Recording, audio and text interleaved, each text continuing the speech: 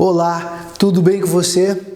Bom, no vídeo de hoje trazemos uma sustentação oral com uma situação bem interessante. Trata de um recurso em sentido estrito interposto contra uma decisão de pronúncia. Decisão de pronúncia, vocês devem se lembrar, é aquela decisão que manda o réu para o julgamento pelo júri popular.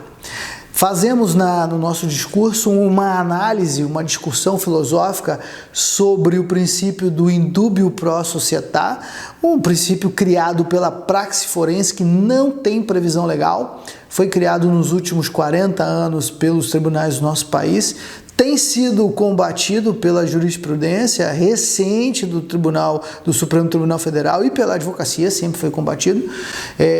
E depois fazemos uma análise sobre as provas articuladas e analisadas nessa decisão de pronúncia, com uma ênfase grande numa prova técnica, um laudo de exame de microcomparação balística, que no nosso entendimento, e nós provamos, mostramos isso, a análise está errada, não a análise do perito, mas sim a análise do acusador.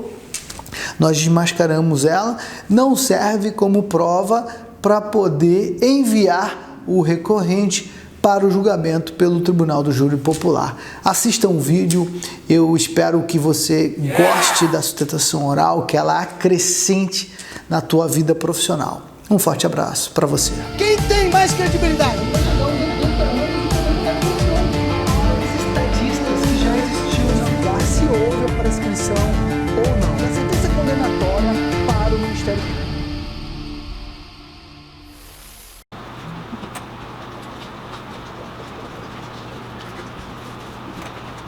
Estamos falando do presidente. Sim.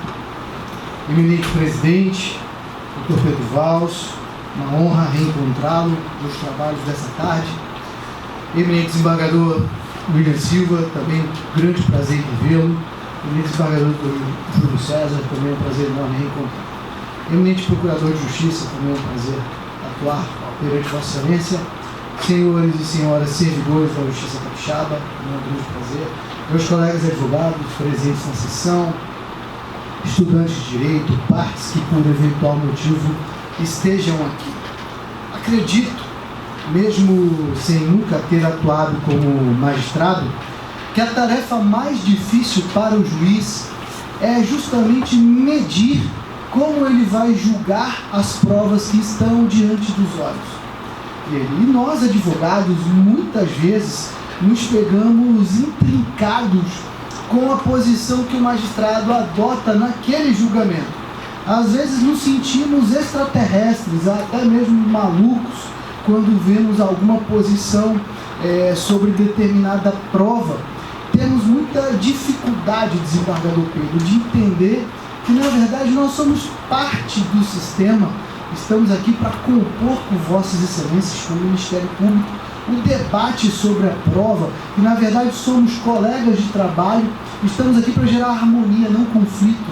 Isso às vezes, o exercício do direito de defesa acaba nos tornando muito bélicos e temos dificuldade em aceitar a posição adotada pelo judiciário e também de entender quais os motivos que levaram os senhores a julgar aquela prova dessa forma como aceitam.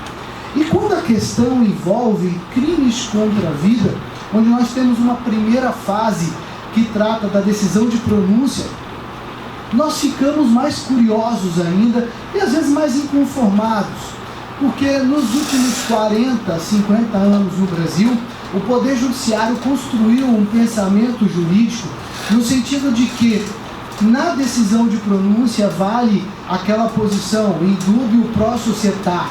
As provas não devem ter um exame muito profundo e, superficialmente, se houverem simples indícios de autoria, o réu deve ser remetido ao julgamento do juiz natural, que é o conselho de sentença. Agora, eu vivo me perguntando, a Constituição diz que o réu deve ser tratado sempre com base na presunção de inocência. A construção do indubio pro società é uma construção nossa, feita por nós dentro da praxe forense, dentro do dia a dia forense dos tribunais. Por que adotar essa posição de lavar as mãos e remeter o réu ao conselho de sentença? Sendo, desembargador William, que vivemos hoje momentos de muita dureza no coração dos seres humanos, principalmente os brasileiros, nós vivemos um momento de recrudescimento, não só das instituições, mas do sentimento humano. O ser humano nas ruas, o cidadão nas ruas, anda com o sentimento de que bandido bom é bandido morto. E diga-se de passagem, temos o reflexo nas urnas. Elegemos um presidente da República que trabalha com essa filosofia e elegemos outros deputados, senadores e tal, políticos que têm um discurso de segurança pública e de maior agressividade do Estado no combate à criminalidade em geral, não só a corrupção, de forma muito mais severa. E fico muito preocupado com isso, não porque eu sou advogado criminalista, porque eu reconheço que muitas vezes o hábito de fumar o cachimbo deixa a boca torta, e nós criminalistas temos uma tendência a olhar os casos muito pela versão da defesa, mas porque nós sabemos que, como seres humanos, nós sempre vamos errar. Nós sempre vamos errar. E quando a justiça erra, ela promove uma desgraça na vida das pessoas. E quando falo desgraça, não é no sentido tão pejorativo, mas é aquela pessoa que tem a graça retirada dela, a graça de Deus retirada dela. Mas quando a justiça erra, promove uma injustiça gigantesca que destrói muitas vezes a vida de uma pessoa e traz uma mensagem completamente equivocada para a sociedade leiga. No caso que está em julgamento, o recorrente, o qual represento, é o Dr. Wagner Rodrigues Lucas, um médico muito bem sucedido na cidade de Aracruz, um otorrinolaringologista, que está na cidade há mais de 30 anos exercendo a medicina, e ele foi acusado de ser o mandante do crime de homicídio que tirou a vida do outro colega médico, o Dr. Luciano Nobis. Esse crime aconteceu no dia 17 de setembro do ano de 2004. Por volta das 10 horas da noite, o Dr. Luciano, um jovem médico, nativo, nascido e criado na cidade de Aracruz, estudou na EMESCAN, fez residência médica na cidade do Rio de Janeiro, estava iniciando seus trabalhos na cidade de Aracruz, bem sucedido já, conseguia alçar voo no exercício da sua carreira. Quando chegou no portão da sua residência, foi vitimado por alguns tiros. 2 criminosos chegaram, abordaram e tiraram sua vida. Sinal claro de uma execução. Não há sinal de um latrocínio e tal. Tudo indica que o crime foi realmente uma execução. Bom, as investigações começaram em alta velocidade, chegaram a prender algumas pessoas no primeiro momento, depois o processo esfriou. E aí, no ano de 2012, aproximadamente meados dessa época do ano, 2012, explode uma operação policial na cidade de Aracruz que prendeu o Dr. Wagner e mais algumas outras pessoas investigadas. Essas pessoas tínhamos 2 policiais militares que estavam de serviço no dia, um outro cidadão comum, tal, e um outro empresário da cidade que tem fama de ser envolvido com atividade criminosa. Mito, ele não tem só fama, ele já respondeu a um processo criminal e cumpriu pena por causa desse processo criminal. E o que aconteceu? O Ministério Público, naquele momento, propôs a ação penal amparado em 4 depoimentos testemunhais, que foram justamente o depoimento do Dr. Walter Moreira, que é um médico atuante na cidade e que era sogro da vítima, no depoimento da senhora Patrícia Moreira, que era a viúva, a esposa da vítima, no depoimento da senhora Edenir Maria Nobis Nascimento, que era a mãe da vítima, é a mãe da vítima, no depoimento do senhor Anderson Poltronieri, que é um criminoso, um cliente habitual do sistema de justiça criminal capixaba, que naquela época estava preso, na época da operação, não na época do delito, ele me relatou, estava preso há aproximadamente 8 anos, com mais de 40 anos de cadeia para cumprir. E o que aconteceu? Além desses depoimentos, o Ministério Público também tinha alguns laudos de exame de microcomparação balística que ele alegava ter ali a sua prova certeira que o Dr. Wagner era o autor do mando, que ele teria mandado matar. Além disso, ele juntou nos autos um relatório de Mangadoulilha de faturamento do médico Luciano Nobis perante a cooperativa de médicos Unimed e um relatório de faturamento do médico Wagner Rodrigues Lucas, hoje o recorrente aqui. E com base no faturamento do Dr. Luciano, ele alega que o motivo do crime seria o ciúme e o elevado crescimento do Dr. Luciano dentro da sociedade Aracruz, atendendo pessoas. Bom, eu passo então a abordar essas provas usadas pelo Ministério Público e também observadas pelo juiz de primeiro grau para poder determinar o envio do recorrente ao julgamento pelo Tribunal do Júri. Peço licença para romper a ordem natural do texto do recurso para começar a análise, eminente relator, pelos laudos que analisaram a balística realizada em 2 armas de fogo e em vários projetis. No ano de 2004 foi realizada uma operação na cidade de Aracruz que invadiu a residência de Dr. Wagner e apreendeu uma sacola plástica com muitos cartuchos vazios de projetis, muitas cápsulas, muitos estojos de armas que haviam sido disparados. Dr. Wagner, ele é um notório, ele é conhecido como um colecionador de armas antigas, armas que ele herdou dos avós dele, cartuchos que ele herdou dos avós dele. No ano de 2002, Dr. Wagner pediu a um policial militar conhecido dele que pegasse aqueles cartuchos e levasse para um estande de tiro em Taquetão, um distrito ali perto de Guaraná, de Linhares, ali no município de Linhares, para que recarregasse aqueles cartuchos para ele. O policial levou esses cartuchos e nunca mais trouxe os cartuchos. Mas em 2004, inclusive, ninguém soube precisar, nem o policial, nem o Dr. Wagner. O Dr. Wagner cobrou o policial que trouxesse: olha, se você não recarregou os cartuchos, traga eles de volta para mim, que eu quero, eles têm valor emocional para mim, porque são herança de minha família. Vem passando, meu pai deixou para mim esses cartuchos aqui. Bom, apreendidos os cartuchos e mais a apreensão de 2 armas de fogo que aconteceram no pretérito, lá na época da apuração do crime, alguns dias depois, foram feitos no ano de 2007 alguns exames de microcomparação balística. E o que aconteceu? O Ministério Público desenvolveu uma tese nas suas alegações finais que foi aderida pelo juiz autor da decisão de pronúncia, no sentido de que o exame de microcomparação balística detectou que dentro do pacote de estojos foram encontrados 2 estojos de uma pistola 9mm, onde o exame de microcomparação balística identificou que esses estojos foram propalados por uma pistola. Seria essa pistola 9mm apreendida na investigação? Ela não foi apreendida com o Dr. Wagner, isso é importante frisar. A pistola TOD 67461. No laudo 02124/2007, na folha 741, foi constatado que os 2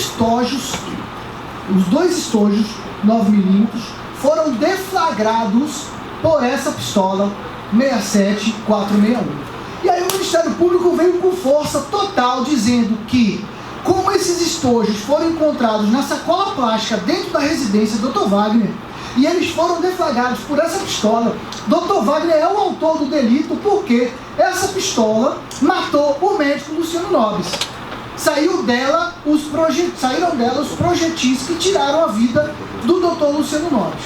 Quando nós lemos isso e paramos para analisar cautelosamente essa argumentação, nós percebemos que o Ministério Público ou ele errou ou ele mentiu. Só tem 2 opções: ou ele erra ou ele mente. Por quê? Como eu disse aos senhores, tem vários laudos de microcomparação balística.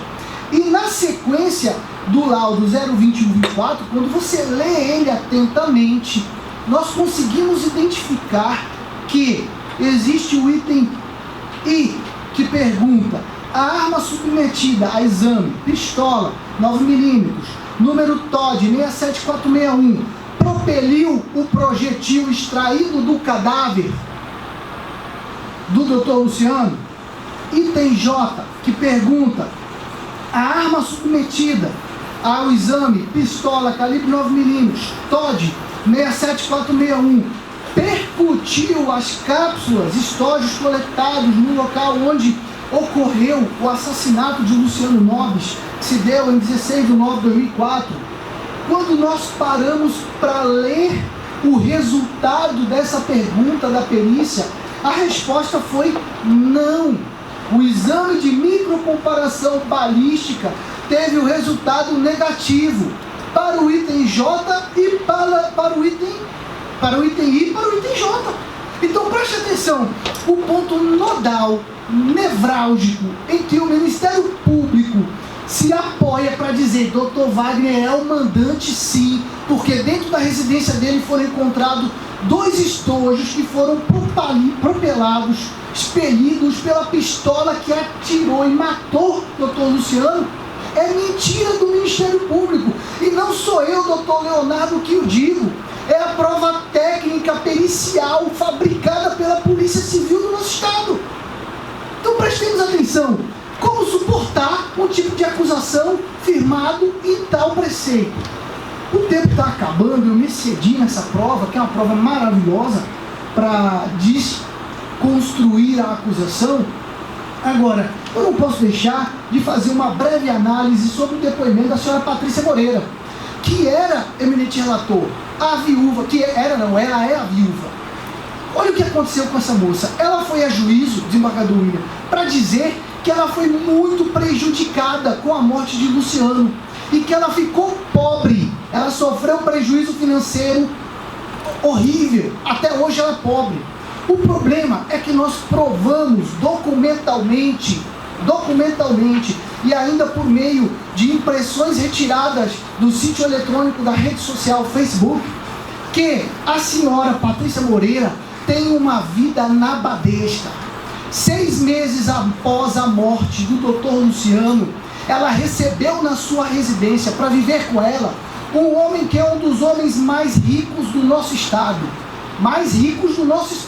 e que proporcionou a ela uma vida que talvez muitos de nós tenham não visto. Ela faz uma média de 10 viagens internacionais, comemora aniversário dos seus filhos em Nova York, anda de carros com valor altíssimo, e ela foi a juízo para dizer que ela empobreceu. E mais, tem um detalhe muito importante: a casa onde ela vivia e recebeu o novo marido era uma casa financiada, que foi quitada com a morte do Dr. Luciano. Ela recebeu um seguro de 350 mil reais da Unimed. Ela teve a quitação do veículo, que também era um veículo financiado. Percebam, ela é a maior privilegiada pela morte da vítima e ela não foi investigada. Basta dizer que sofreu, que empobreceu e não houve investigação. E nós sabemos que quando um cônjuge falece, imediatamente o outro cônjuge é um dos principais investigados. E no caso inteiro, a polícia sequer triscou nas mãos dela. E ainda há comentários e prova nos autos de que é muito viável a versão de que ela já vivia com esse empresário, que até hoje é o marido dela, e que foi naquele momento residir na casa que era do Dr. Luciano com ela. Desembargador Pedro, muito obrigado por sua paciência, por me ouvir detidamente. Peço desculpa por ter ultrapassado o prazo, mas essa matéria referente à prova da microcomparação balística é muito importante, porque ela é colocada pelo magistrado na sentença, na decisão de pronúncia, como ponto nodal da questão. Desembargador William, desembargador Júlio, eminente procurador de justiça, também estendo meus cumprimentos, agradeço a atenção dispensada e retornamos para o julgamento. Como sempre, procede da sustentação da assunto. Perfeito. Análise de toda a argumentação produzida a partir da tribuna.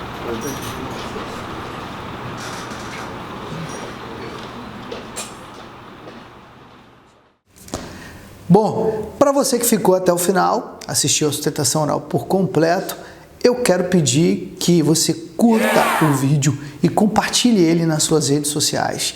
Tua atitude é muito importante para que o YouTube entenda que essa mensagem precisa ser mostrada para mais pessoas que têm o mesmo interesse que o nosso. Um grande abraço para todos.